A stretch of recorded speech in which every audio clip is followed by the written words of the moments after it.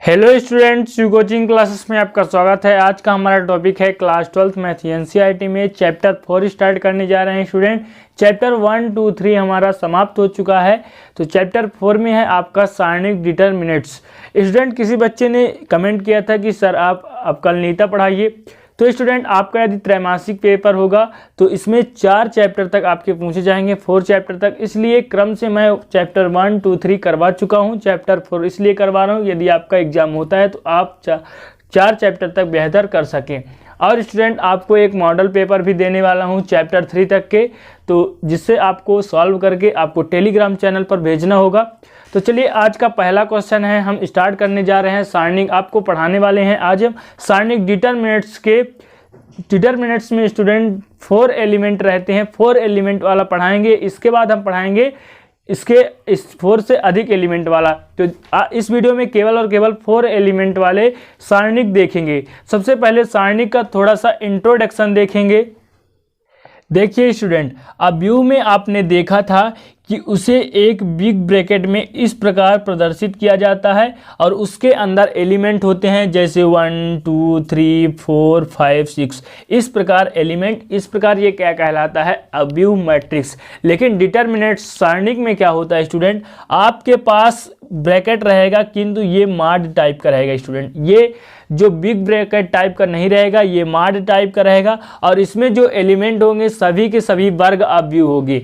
और अव्यूह में आपने देखा कि 2 पंक्ति और 3 स्तंभ, 3 स्तंभ 2 पंक्ति हो जाता है। अव्यूह वर्ग भी हो सकता है और वर्ग नहीं भी हो सकता। लेकिन सारणिक में क्या होता है? सारणिक वर्ग अव्यूह होता है, चाहे उसमें 3 स्तंभ का हो, चाहे आप 2 स्तंभ का ले लीजिए। यदि 2 स्तंभ है तो 2 पंक्ति भी होगा, 3 स्तंभ है तो 3 पंक्ति होगा, 4 स्तंभ है तो 4 पंक्ति, 5 स्तंभ है तो 5 पंक्ति। यानी जो सारणिक होता है स्टूडेंट वे वर्ग अव्यूह होते हैं और उसे ये माड वाले ब्रैकेट में बंद किया जाता है। जैसे मान लीजिए 2 पंक्ति है इसमें, तो इसमें 2 स्तंभ भी होंगे। ये पहला स्तंभ, दूसरा स्तंभ, पहली पंक्ति, दूसरा पंक्ति। 2 पंक्ति होंगे तो 2 स्तंभ भी होगा। सारणिक में स्टूडेंट वर्ग अव्यूह होता है। इसका मतलब ये हुआ कि यदि 2 पंक्ति है तो 2 स्तंभ होता है, किंतु अव्यूह में ऐसा नहीं होता। अव्यूह में क्या होता है स्टूडेंट? 2 पंक्ति 3 स्तंभ, 3 स्तंभ 2 पंक्ति, 4 स्तंभ 3 पंक्ति, इस प्रकार भी हो सकता है। किंतु सारणिक में ऐसा नहीं होता, सभी के सभी वर्ग अव्यूह होते हैं। यदि आपके पास इस प्रकार का वर्ग अव्यूह दिया गया स्टूडेंट, इस वीडियो में केवल और केवल 2 पंक्ति और 2 स्तंभ वाला क्वेश्चन देखेंगे। इसके आगे वाले वीडियो में हम फिर 3 पंक्ति 3 स्तंभ वाला क्वेश्चन देखेंगे। तो देखिए इस प्रकार आपके पास यदि दिया गया है सारणिक का मान ज्ञात कीजिए, और स्टूडेंट सारणिक को डेल से प्रदर्शित किया जाता है। इस प्रकार दिया जाए आपके पास कि सारणिक का मान ज्ञात कीजिए। मान लीजिए दिया जाए कि 4, 2, 6, 9 इस प्रकार दे दिया जाए कि सारणिक 4, ये एक एग्जाम्पल दे रहा हूं आपके सामने कि 4, 2, 6, 9 सारणिक का मान ज्ञात कीजिए। इस प्रकार आपके पास दिया हो तब कैसे आप ज्ञात करेंगे? अभी मैंने आपको बताया कि वर्ग अव्यूह होना चाहिए, तो बिल्कुल आपने सुन लिया स्टूडेंट कि वर्ग अव्यूह होना चाहिए। अब इस प्रकार दिया गया है कि सारणिक का मान ज्ञात कीजिए, तो हम मान ज्ञात कैसे करेंगे? पहले एक बात ये जान लीजिए कि आपके पास अव्यूह और सारणिक दोनों दिया गया है, तो आप पहचानेंगे कैसे? तो उसको स्टूडेंट आप ब्रैकेट से पहचान लेंगे। जो अव्यूह का ब्रैकेट होता है वो बिग ब्रैकेट होता है, सारणिक का ब्रैकेट ये स्टूडेंट 2 इस प्रकार का होता है। यानी सारणिक का जिस प्रकार माड लगाते हैं उसी प्रकार का ब्रैकेट होता है, तो आप उसे ब्रैकेट से पहचान लेंगे। दूसरी पहचान ये है कि वर्ग अव्यूह होगा, और देखिए ब्रैकेट के अंदर तो है किंतु वर्ग अव्यूह होने चाहिए। 2 पंक्ति है 2 स्तंभ, तब वह सारणिक कहलाएगा। यदि उसका पंक्ति और स्तंभ भिन्न भिन्न है, अलग अलग है, तब वह स्टूडेंट सारणिक नहीं कहलाएगा। तो ये बात आपको ध्यान में रखना है कि सारणिक क्या कहलाएगा और अव्यूह क्या कहलाएगा। इस प्रकार आप अव्यूह और सारणिक की पहचान कर लेंगे। अभी स्टूडेंट एक्सरसाइज 4.1 एक्सरसाइज 4.2 में आप पढ़ेंगे केवल और केवल सारणिक। लेकिन जैसे जैसे आगे बढ़ते जाएंगे तो अगले चैप्टर में इसी चैप्टर में अगले एक्सरसाइज में आपको अव्यूह अव्यूह भी मिलेगा, सारणिक भी मिलेगा। तो दोनों को एक साथ लेकर सॉल्व करना पड़ेगा, तब वहां आपको पहचानना होगा कौन सा अव्यूह कौन सा सारणिक। किंतु यहाँ पे अभी आप सारणिक देखिए, तो देखिए सारणिक इस प्रकार दिया गया है कि सारणिक का मान ज्ञात कीजिए। तो स्टूडेंट इसमें क्या होता है, विकर्ण का गुणा हो जाता है। विकर्ण का मतलब ये 4 का विकर्ण 9 इस प्रकार का विकर्ण है, तो 9 का गुणा 4 से हो जाएगा और 6 का गुणा 2 से हो जाएगा। किस प्रकार होगा स्टूडेंट, 4 का गुणा 9 से होगा और 6 का गुणा 2 से होगा।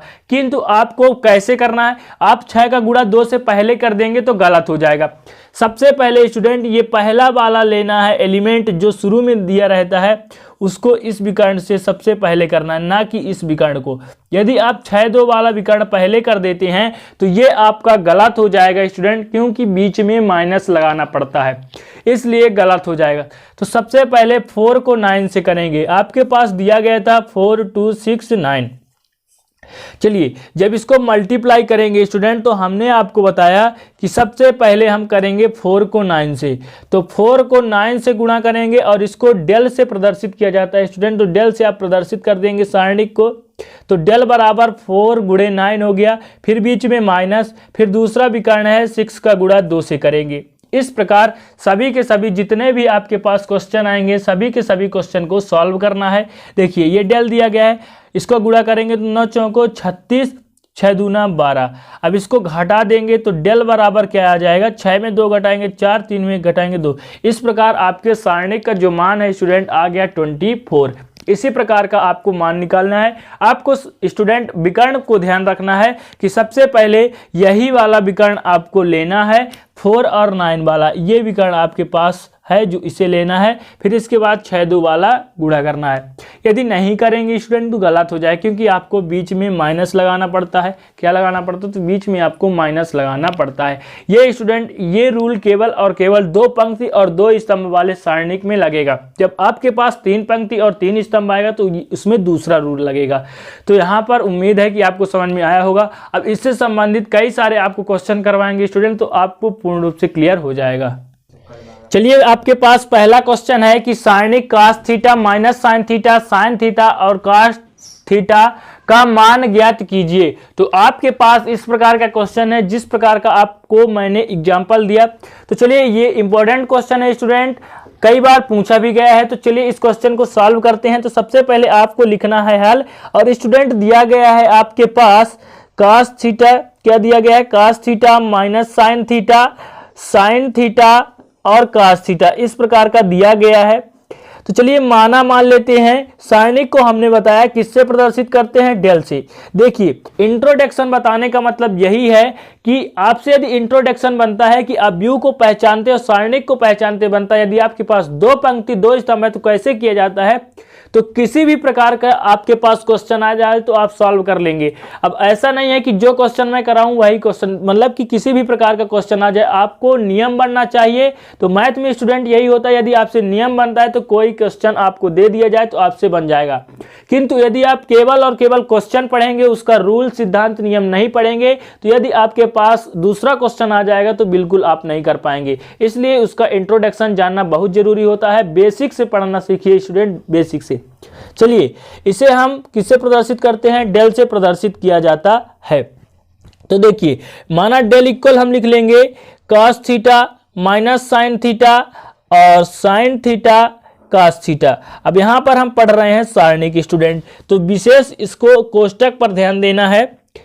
तो डेल इक्वल, देखिए मैंने आपको क्या बताया स्टूडेंट कि पहला विकर्ण ये वाला लेंगे, पहला विकर्ण यही वाला आपको लेना है। ध्यान दीजिएगा कि पहला विकर्ण यही वाला लेना है। cos का cos से गुणा करेंगे, cos थीटा गुणे cos थीटा, फिर बीच में माइनस होता है, हमने आपको बताया माइनस साइन थीटा का साइन थीटा से, तो साइन थीटा का गुणा माइनस साइन थीटा से, ये इस प्रकार आपको कर देना है।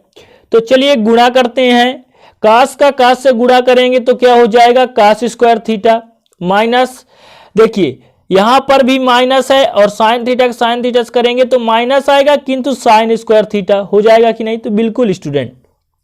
इसके बाद देखिए del equal cos square theta और माइनस माइनस क्या हो जाएगा, प्लस साइन स्क्वायर थीटा। अब स्टूडेंट प्रतिलोम त्रिकोणमिति फलन यानी इनवर्स ट्रिग्नोमेट्रिक फंक्शन में आपने पढ़ा, क्या पढ़ा स्टूडेंट, कि sign square theta plus cos square theta. आपको मैंने प्रूफ भी करवाया था स्टूडेंट कि इसका वैल्यू 1 होता है। समकोण त्रिभुज बना के आपको प्रूफ करवाया था स्टूडेंट, आपको याद होगा यदि आप वीडियो देखे होंगे तो इसका वैल्यू ये होता है। तो हम भी यहाँ पे क्या करेंगे, डेल बराबर इसके जगह में 1 रख देंगे। इस प्रकार स्टूडेंट यहाँ पे आपको सारणिक का मान ज्ञात करना था, तो यहाँ पे आपके लिए सारणिक का मान आ गया 1 और यही आपका स्टूडेंट आंसर होगा। कितना सिंपल है स्टूडेंट, बस आपको ध्यान रखना है किस प्रकार का विकर्ण लेना है, केवल और केवल यहाँ पे आपको गुणा करना है स्टूडेंट। तो इस प्रकार ये हो गया आपका आंसर। अब देखेंगे नेक्स्ट क्वेश्चन। अगला क्वेश्चन है सारणिक 2 4 -5 -1 का मान ज्ञात कीजिए। देखिए जितने भी हम क्वेश्चन कराएंगे आज पूरे के पूरे 2 स्तंभ और 2 पंक्ति वाला रहेगा स्टूडेंट। इतना तो आपको पता है पंक्ति क्या है, स्तंभ क्या है। अवयव आपने पढ़ा तो अवयव में विस्तृत रूप से आपको मैंने बताया कि पंक्ति क्या है, स्तंभ क्या है स्टूडेंट। तो यहाँ पर देखिए ये पहला पंक्ति, ये दूसरा पंक्ति, पहला स्तंभ दूसरा स्तंभ। चलिए यहाँ पर हल करते हैं और आपके पास दिया गया है स्टूडेंट 2 4 -5 और -1। यहाँ पर माना मान लेते हैं कि माना डेल बराबर आपके पास है कितना, 2 4 -5 और -1 इतना दिया गया है। अब आगे स्टूडेंट इसको और आगे सॉल्व करेंगे। यहाँ है डेल बराबर, देखिए पहला ये वाला विकर्ण लेना है स्टूडेंट, तो यहाँ पर विकर्ण लेंगे तो स्टूडेंट यहाँ पर कोष्टक नहीं लगेगा। तो चलिए यहाँ पर बड़ा कोष्टक लगा दिए हैं। 2 का गुणा 1 के साथ करेंगे, 2 का गुणा 1 के साथ, फिर बीच में माइनस, 4 का गुणा -5 के साथ, ये बड़ा कोष्टक लगा दिए हैं स्टूडेंट। ठीक, इसके बाद देखिए यहाँ पर डेल है बराबर 2 1 कम -2 -4 पंचे 20, लेकिन माइनस में आएगा स्टूडेंट।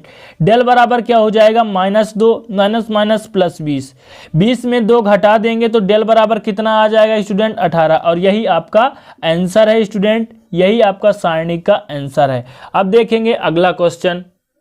अगला क्वेश्चन है आपके पास सारणिक i -1 1 और i है स्टूडेंट, यहाँ पे केवल और केवल i है का मान ज्ञात कीजिए जहां i बराबर √-1 है। तो चलिए इस प्रश्न को भी सॉल्व करते हैं। उसी प्रकार आपको सॉल्व करना है i -1 1 और यहाँ पे i दिया गया है स्टूडेंट का मान ज्ञात करना है। तो यहाँ पर माना मान के चलते हैं कि माना डेल बराबर आपके पास है i -1 1 और i स्टूडेंट। अब इसको गुणा करेंगे। अब देखिए सबसे पहले ये वाला विकर्ण लेंगे तो i का गुणा i के साथ करेंगे, तो i का गुणा i के साथ, फिर बीच में -1 का गुणा -1 के साथ करेंगे। ठीक, इस प्रकार पहला विकर्ण ले लिए हम, फिर दूसरा विकर्ण डेल बराबर i का गुणा i के साथ करेंगे तो i स्क्वायर, -1 का गुणा 1 से करेंगे तो 1 1 जा 1 और माइनस प्लस 1 हो जाएगा। आया समझ में स्टूडेंट।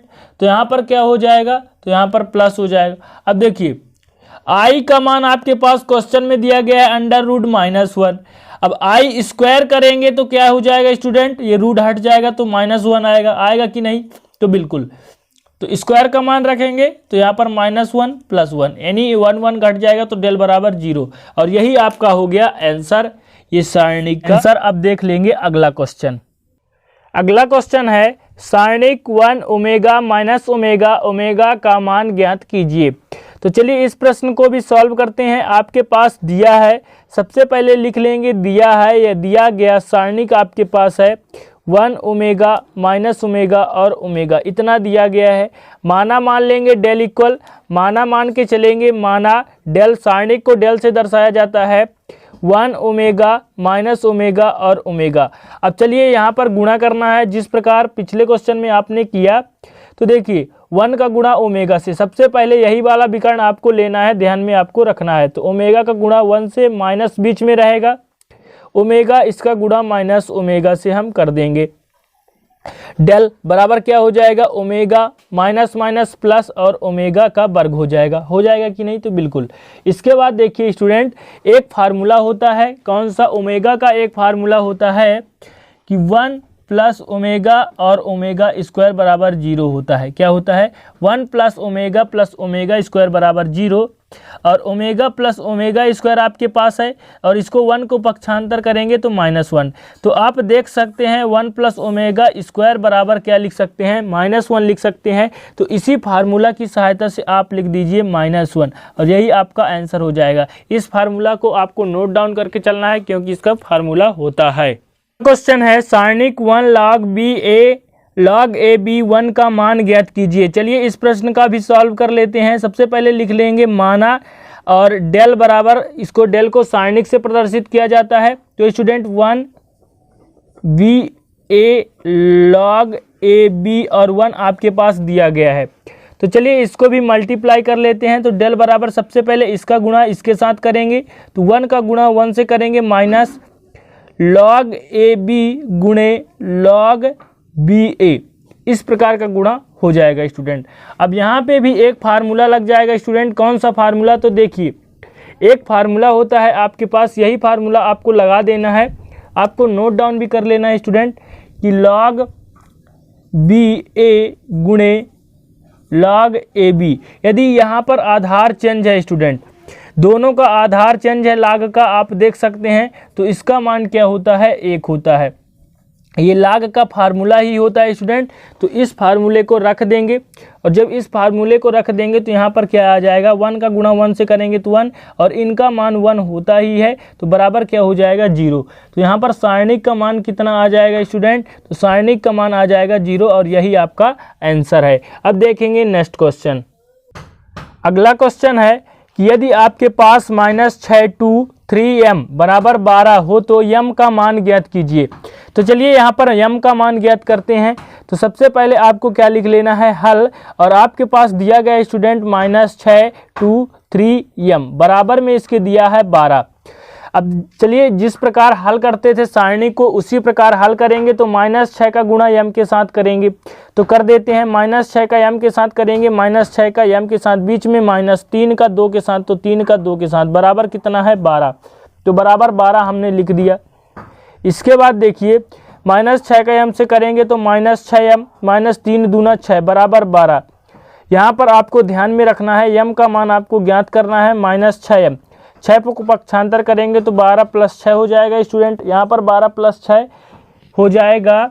इसके बाद देखिए 6 को हमने क्या कर दिया, पक्षांतर कर दिया। -6m, इसको जोड़ेंगे तो कितना हो जाएगा, 12 × 6 = 18। इसके बाद देखिए m का मान ज्ञात करेंगे तो 18 इधर 6 गुणा में इधर जाएगा तो भाग में -6 चला जाएगा, 6 × 3 = 18। m का मान कितना आ गया स्टूडेंट, माइनस बचा तो -3, m का मान आपके पास आ गया -3, और यही आपका आंसर है। सारणी का रूल आपको पता होना चाहिए, सारणी का रूल पता रहेगा। अब देखिए इसमें m का मान ज्ञात करना था। अब एक और क्वेश्चन देखते हैं जिसमें से x का मान ज्ञात करना होगा। अगला क्वेश्चन है आपके पास कि यदि सारणिक 2 4 5 1 बराबर सारणिक 2x 4 6 और x हो तो x का मान ज्ञात कीजिए। इसमें आपको x का मान ज्ञात करना है। तो देखिए इसमें आपको अवयव की तरह संगत नहीं करना है। इसमें जो सारणिक का रूल है स्टूडेंट, उस रूल से आपको सॉल्व करना है। तो चलिए इस प्रश्न को सॉल्व करते हैं। तो 2 4 5 1 आपके पास दिया गया है इक्वल 2x 4 6 और x दिया गया है। जब इसको सॉल्व करेंगे स्टूडेंट तो पहला विकर्ण ये है, 2 का गुणा किसके साथ होगा, 2 का गुणा 1 के साथ होगा, तो 2 × 1, बीच में -5 का 4 के साथ हो जाएगा। फिर इसके बाद बराबर के उस पार देखिए तो 2x पहला ये विकर्ण लेंगे तो 2x का गुणा x के साथ, बीच में -6 का गुणा 4 के साथ। तो इस प्रकार का कर देना है। ऐसा नहीं करना है कि जिस प्रकार आप अवयव में करते थे उसके संगत बराबर कर देते थे तो बराबर करके मान निकाल लेते, तो ऐसा नहीं करना है। इसमें सारणिक का जो रूल होता है वही रूल से आपको करना है। इसीलिए आपको सबसे पहले यदि पेपर में आ जाए स्टूडेंट तो सारणिक पहचानना है कि हमारे पास सारणिक दिया गया है कि अवयव। सर्वप्रथम स्टूडेंट आपके पास इस प्रकार दिया रहता है, यदि दिया रहता है कि सारणिक इसका मान ज्ञात कीजिए तब तो आप जान जाएंगे। किंतु जैसे आपके पास क्वेश्चन है कि यदि इतना दिया गया, इतना बराबर इतना, तो x का मान ज्ञात करना है। तो आपको पहचानना है कि सारणिक दिया गया है कि अवयव दिया गया है। तो स्टूडेंट आप कोष्टक से बिल्कुल पहचान जाएंगे। इसके बाद देखिए 2 का गुणा करेंगे तो 2 -5 चौको कितना होगा 20 बराबर 2x का गुणा x से होगा तो 2x² -6 का गुणा किससे होगा 4 से, तो 6 चौको कितना होता है स्टूडेंट, तो 24 होता है। इसके बाद देखिए यहाँ पर इसमें 20 में 2 घटाएंगे तो -20 है स्टूडेंट, तो कितना हो जाएगा -18। 24 को पक्षांतर करेंगे तो +24 हो जाएगा, उधर माइनस में है 2x²। इसके बाद देखिए 24 में जब हम 18 घटाएंगे तो आपके पास बच जाएगा 6 बराबर 2x²। अब यहाँ पर देखिए स्टूडेंट, देखिए 2 को पक्षांतर करेंगे, इधर गुणा में इधर आएगा तो भाग में x², या कि फिर आप लिख सकते हैं भाग दे देंगे 2 तिहाई 6। x² को इस पार भी लिख सकते हैं बराबर 3 आ गया। अब जब स्क्वायर को आप पक्षांतर करेंगे स्टूडेंट, क्या करेंगे, स्क्वायर को पक्षांतर करेंगे तो यहाँ पर रूट में जाएगा +-√3। ठीक, तो इस प्रकार ये हो गया आपका x का मान। x का मान उसमें ज्ञात करना था स्टूडेंट, तो x का मान हमने ज्ञात कर लिया। अब और एक नेक्स्ट क्वेश्चन इसी प्रकार का देखते हैं ताकि आपका कोई भी डाउट नहीं होना चाहिए। अगला क्वेश्चन है कि यदि 3x 7 - 2 4 बराबर में दिया गया है सारणिक 8 7 6 4 हो तो x का मान ज्ञात कीजिए। तो सेम क्वेश्चन है, इसमें भी आपको क्या करना है, x का मान ज्ञात करना है। तो चलिए इसको सॉल्व कर लेते हैं। सबसे पहले जो दिया गया है 3x 7 - 2 4 इतना, इसके बराबर है स्टूडेंट 8 7 6 और 4, तो इतना हमने लिख लिया। इसके बाद देखिए सारणिक का नियम लगा देंगे, तो 3x का गुणा 4 के साथ होगा तो 3x का गुणा 4 के साथ, बीच में माइनस 7 का गुणा -2 के साथ होगा, फिर बराबर इसमें भी वही नियम लगेगा। 8 का गुणा 4 से होगा, -6 का गुणा किससे होगा, 7 से होगा। इसके बाद देखिए 3x का 4 से होगा तो 3 चौको 12x, माइनस माइनस कितना हो जाएगा प्लस, 7 का गुणा 2 से, 7 दूना 14 हो गया, बराबर 8 चौको 32 माइनस 6 सत्ते 42, इतना हो गया। अब देखिए 12x प्लस 14 है, 14 को उस पार पक्षांतर कर देंगे, 32 में -42 तो कितना आएगा -10, जब इसको पक्षांतर करेंगे तो -14 आ जाएगा क्योंकि उधर प्लस में है। 12x बराबर कितना हो जाएगा -10 और -14 तो -24 हो जाएगा। इसके बाद देखिए आगे x बराबर जब 12 को पक्षांतर करेंगे तो 12 इधर गुणा में उधर भाग में जाएगा तो 12 दूना 24, यानी x का जो मान है आपके पास आ गया स्टूडेंट -2। और आपको मान किसका ज्ञात करना था, तो x का, तो आपने x का मान ज्ञात कर लिया -2। इस प्रकार ये क्वेश्चन भी आपका कंप्लीट, और उम्मीद है कि इस प्रकार का क्वेश्चन आप सॉल्व कर लेंगे। अगला क्वेश्चन है यदि x बिलोंग टू n, मतलब कि x नेचुरल नंबर है। नेचुरल नंबर क्या होता है, 1 से लेकर अनंत तक की संख्या। देखिए सारणिक x + 3 -2 -3x 2x बराबर 8 हो तो x का मान ज्ञात कीजिए। यहाँ भी आपको x का मान ज्ञात करना है, तो चलिए सॉल्व करते हैं। तो सबसे पहले आपके पास दिया गया है x + 3 -2 -3x और 2x बराबर में कितना है 8 दिया गया है स्टूडेंट। तो इस क्वेश्चन को क्या करते हैं, सॉल्व करते हैं। तो चलिए यहाँ पर सारणिक का नियम लगाएंगे, तो पहले ये वर्णाभिकरण होगा स्टूडेंट, तो x + 3 का गुणा किसके साथ करेंगे, 2x के साथ, बीच में माइनस, फिर -2 का गुणा किसके साथ होगा, -3x के साथ, बराबर 8 हो जाएगा स्टूडेंट। बराबर में 8 क्वेश्चन में ही दिया गया है। x + 3 इन दोनों का गुणा होगा 2x के साथ, तो 2x का पहले x के साथ करेंगे तो 2x गुणे x प्लस बीच में है 2x का गुणा 3 के साथ भी होगा, बराबर स्टूडेंट यहाँ पर 2 है स्टूडेंट। इसके बाद सॉरी यहाँ पर माइनस है ना कि बराबर, ठीक, तो बीच में माइनस है student, -2 -3x, minus minus plus 2 तिहाई 6x बराबर कितना है 8। इसके बाद देखिए 2x का गुणा x से होगा तो 2x² प्लस इसका गुणा होगा तो यहाँ पर हो जाएगा 6x माइनस कितना है 6x बराबर 8, इतना आपके पास दिया गया है। अब एक 6x प्लस में एक माइनस में, तो ये क्या हो जाएगा कैंसिल, आपके पास बचा 2x² बराबर 8। अब 2 को पक्षांतर कर देंगे, इधर गुणा में है उधर जाएगा तो क्या हो जाएगा स्टूडेंट भाग में, तो 8/2 और 2 4 जा 8 आ जाएगा आपके पास, कितना आ जाएगा 4, और जब स्क्वायर को पक्षांतर करेंगे तो क्या हो जाएगा 4, और जब इसका वर्गमूल करेंगे स्टूडेंट तो प्लस माइनस कितना हो जाएगा 2। जो आप देख सकते हैं कि x नेचुरल नंबर का है, नेचुरल नंबर का है कि नहीं, तो स्टूडेंट इस प्रकार ये हो जाएगा आपका आंसर, कितना हो जाएगा x बराबर 2। इसमें बोला है नेचुरल नंबर का होना चाहिए, तो x बराबर 2 आपका क्या हो जाएगा आंसर। इस प्रकार ये क्वेश्चन भी आपका कंप्लीट। अब देखेंगे नेक्स्ट क्वेश्चन। अगला क्वेश्चन है स्टूडेंट सारणिक p+1 p-1 p का मान ज्ञात कीजिए। जितने भी स्टूडेंट क्वेश्चन करा रहा हूं इसमें से 2 नंबर का अवश्य पूछेगा और जितना क्वेश्चन कराया हूं स्टूडेंट इसके अंदर से ही पूछेगा। इसलिए इस एक्सरसाइज के जितने भी क्वेश्चन हैं सारे के सारे क्वेश्चन आपको मैं करवाने वाला हूं, तो लास्ट तक देखते रहिए। देखिए चलिए इसको सॉल्व करते हैं। तो हल सारणिक का मान दिया गया है आपके पास स्टूडेंट, तो यहाँ पर माना मान लेंगे कि माना डेल बराबर क्या है p+1 p-1 और p ये दिया गया है। अब इसको सॉल्व करेंगे स्टूडेंट, तो चलिए गुणा करेंगे। पहले ये वाला विकर्ण, तो p का गुणा किसके साथ करेंगे, p के साथ, फिर बीच में माइनस लगता है, p+1 का गुणा होगा p-1 के साथ, होगा कि नहीं। तो डेल बराबर p का गुणा p से होगा p²। अब देखिए यहाँ पर फार्मूला लगा दीजिए a+b और a-b, a+b a-b का क्या होता है a² - b² होता है कि नहीं। यदि आपसे फार्मूला नहीं बनता स्टूडेंट तो आप क्या कर देते हैं, दोनों का गुणा कर देंगे, फिर भी इतना आएगा। तो देखिए यहाँ पर क्या हो जाएगा a² - b² मतलब p² - 1 का वर्ग। आगे देखिए डेल बराबर p² है, इसको माइनस को अंदर गुणा करेंगे तो -p² और माइनस +1, 1 को 2 बार गुणा करेंगे तो 1 ही आएगा। p² से p² कट गया यानी कितना आ गया 0, और डेल बराबर आपका जो आंसर है वो आ गया 1। यहाँ पर आपको मान ज्ञात करना था तो आपका जो आंसर है कितना आ गया 1। इस प्रकार इसका भी ये हो गया आंसर और ये क्वेश्चन आपका कंप्लीट।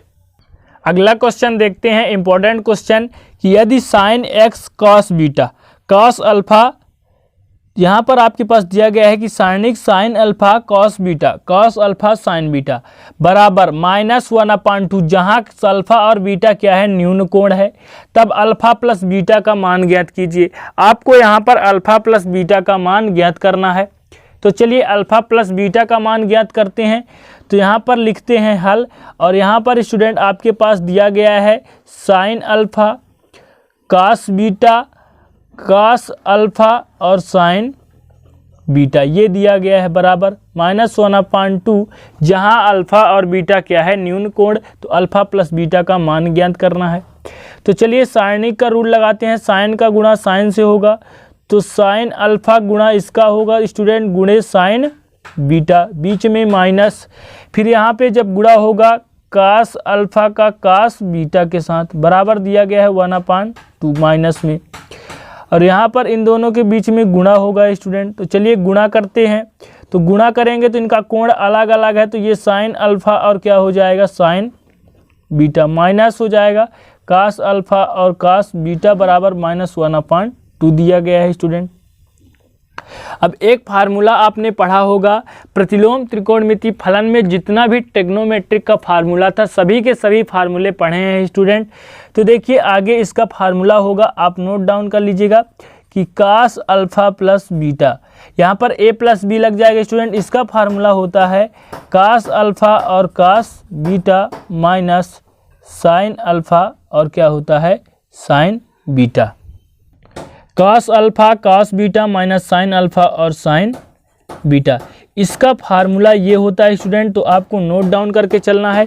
तो देखिए हमारे पास क्या है sin अल्फा sin बीटा और cos अल्फा cos बीटा, किंतु यहाँ पर cos alpha cos beta plus में होना चाहिए।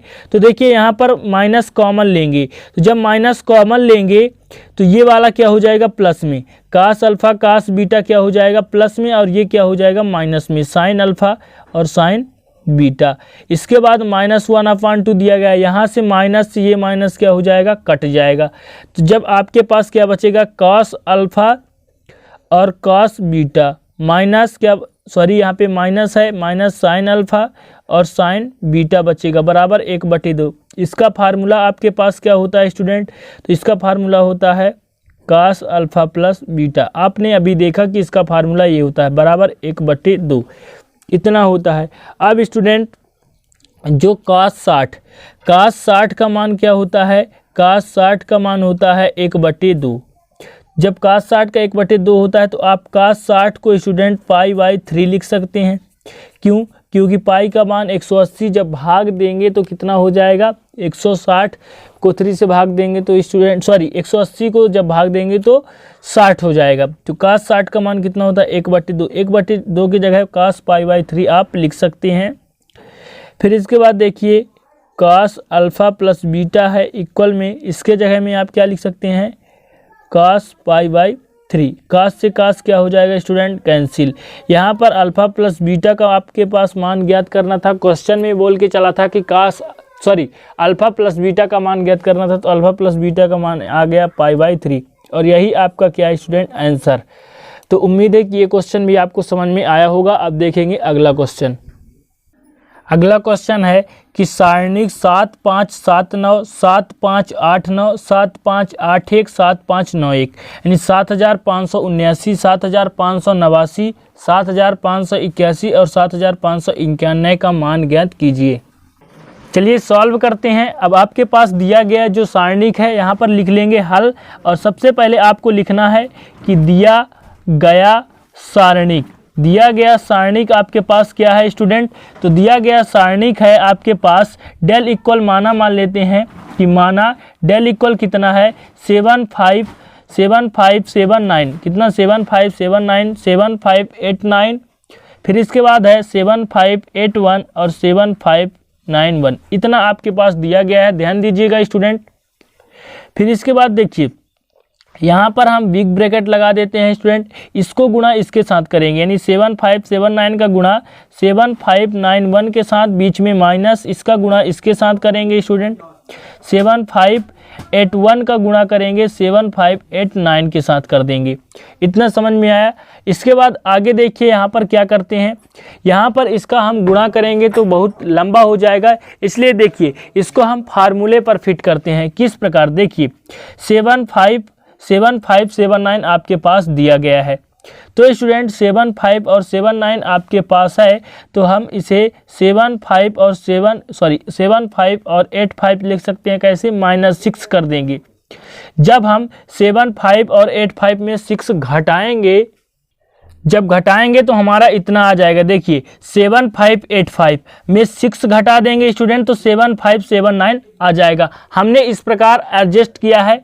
देखिए अब इसको स्टूडेंट क्या करेंगे, 7 5 8 5 में क्या करेंगे, 6 जोड़ देंगे। तो जब 7 5 8 5, ध्यान दीजिएगा 7 5 8 5 प्लस 6 लिखे हैं, तो जब इसको जोड़ेंगे तो कितना आएगा 7 5 9 1, और जब 7 5 8 5 में घटा देंगे स्टूडेंट तो इतना आ जाएगा। तो इस प्रकार a प्लस बी और a माइनस बी और a प्लस बी का क्या हो गया, यहाँ पे फार्मूला सेट हो जाएगा।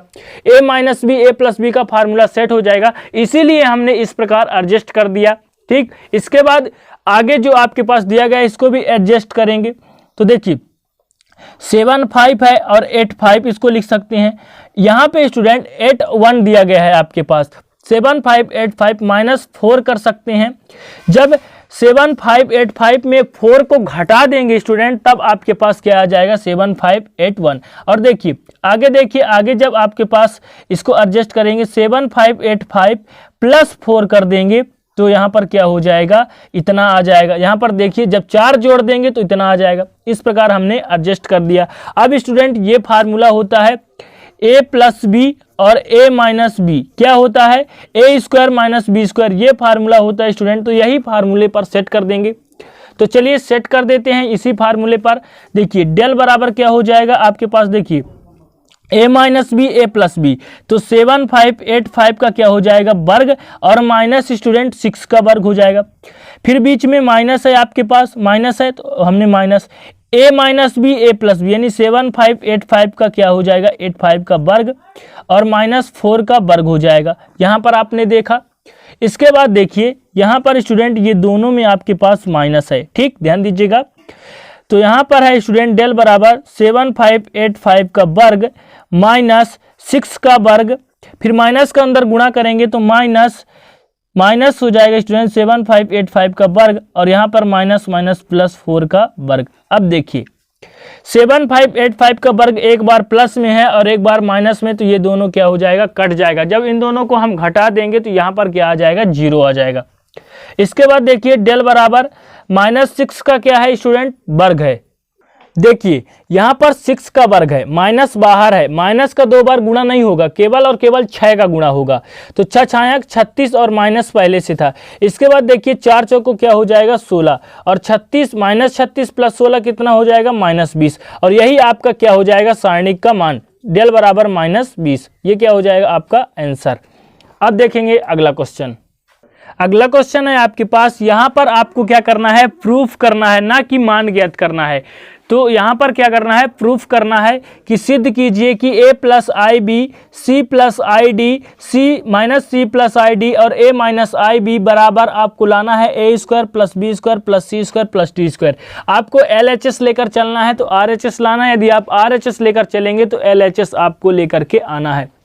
तो चलिए यहाँ पर प्रूफ करते हैं। सबसे पहले जो दिया गया है उसे लिख लेते हैं, a plus I B C plus I D minus C plus I D और a माइनस आई बी बराबर दिया गया है a square plus B square plus C square plus D square. तो चलिए LHS लेकर चलते हैं।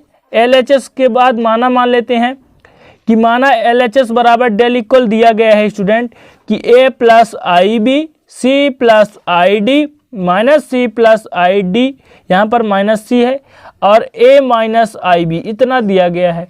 अब इसको सॉल्व करेंगे।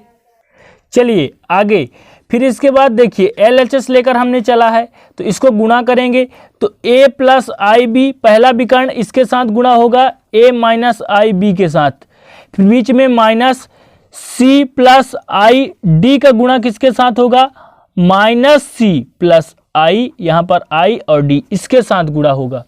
तो चलिए गुणा करते हैं।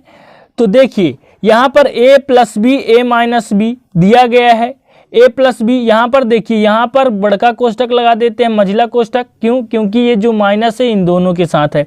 तो a प्लस आई बी और a माइनस आई बी है स्टूडेंट, तो यहाँ पर a square minus B square, तो इसका फार्मूला लग जाएगा कि a प्लस बी और a माइनस बी का फार्मूला क्या लग जाएगा, a square minus B square.